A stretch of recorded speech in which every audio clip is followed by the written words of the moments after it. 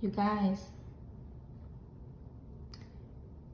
you have to totally detach from this matrix, this program shit, even the government. And when I say the government, don't rely on the government for everything. You guys have to detach from that as well.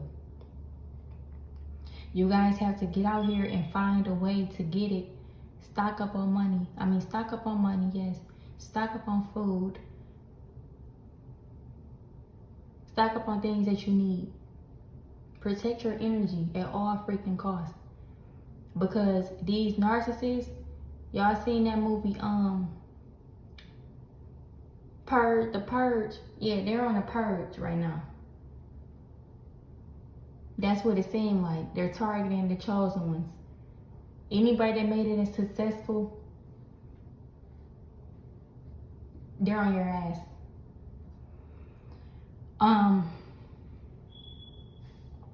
You guys should not live in fear. You guys should not live in worry. You guys should not have to worry about people betraying you.